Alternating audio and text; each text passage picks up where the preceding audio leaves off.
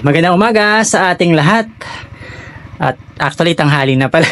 Hindi ako nakapag-video kanina. Pero ayan, ang ating gagawin ay mag-grass cutter. So sasamantalahin natin na medyo makulimlim. Kakatapos lang namin mananghalian pero makulimlim kasi sayang. So mag-grass cutter ako dahil napakataas na ng damo doon. Mga siguro hanggang tuhod na yung iba. Napakakapal. At yun yung pinakadaanan sa pagitan ng bawat tudling. So gagamitan natin ng grass cutter. Ito na yung ating grass cutter. Ito ay Eagle yung tatak. Ito ay 2-stroke. So 2-stroke siya, mas malakas. Ang kanyang gamit ay gasolina. Hahaluan lang natin ng 2T oil sa bawat karga dito. So 25 yung ratio niya. So ayan, samahan niyo ako, mag-grass cutter tayo ngayong tanghali. Kailangan full gear tayo, gloves, naka-boots tayo, baka may ahas, at face mask. Gumamit din ng salamin dahil mainit. Itong shades yung gagamitin natin. Sunglass dahil mainit. Protection laban sa tatalsik na lupa, bato, damo. Tapos paandarin na natin tong ating grass cutter. I-on muna. Sumama. So, tayo lumarga. Pero uminit.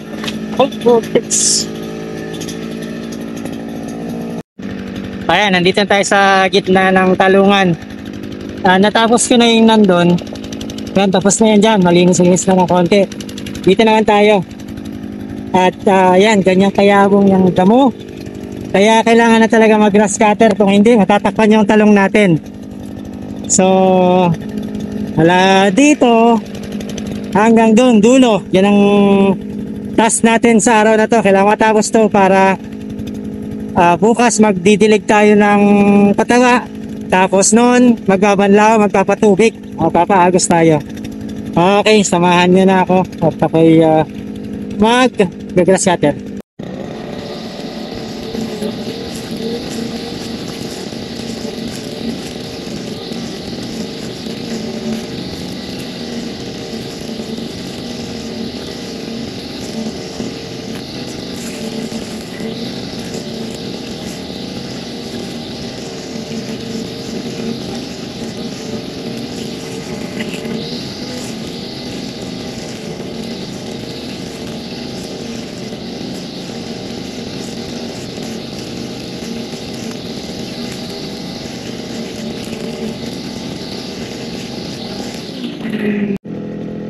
Ayan, umabot na ako ng dulo dito.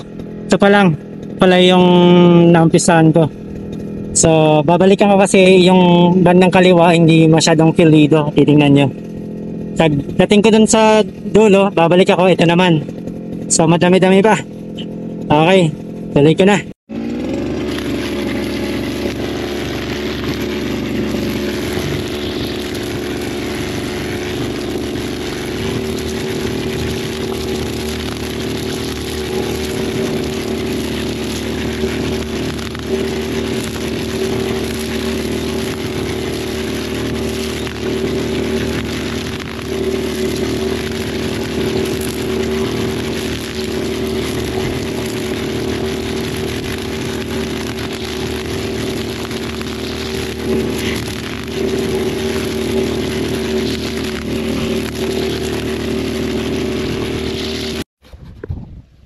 Ayan, nagpadamo tayo dito sa mga pogi ng Santa Isabel.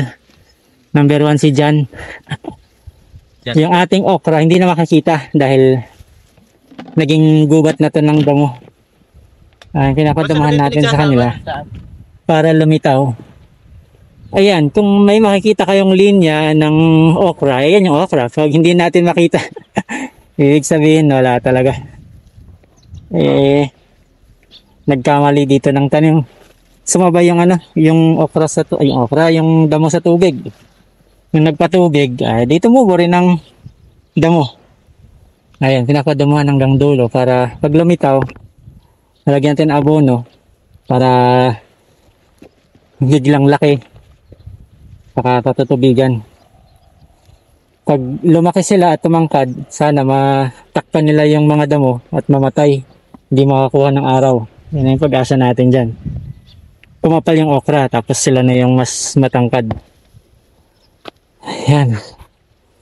Ayan muna tayo. Wala na akong gas.